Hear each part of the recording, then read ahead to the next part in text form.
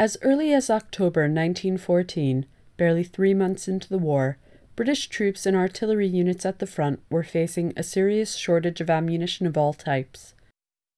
In response, the British government created the Ministry of Munitions, which became responsible for organizing all aspects of ammunition supply.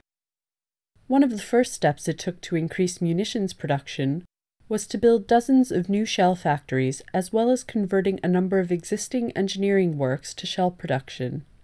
At the Central Marine Engine Works in West Hartlepool, a number of buildings previously used to construct ship's boilers were converted instead to produce the much-needed artillery shells.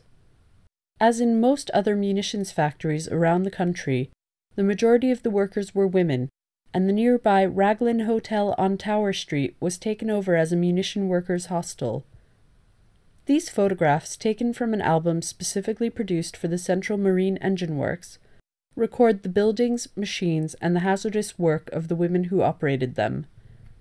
These women were involved in every part of the production process.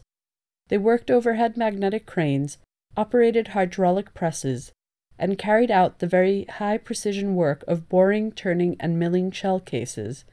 They even loaded the finished shells into railway wagons.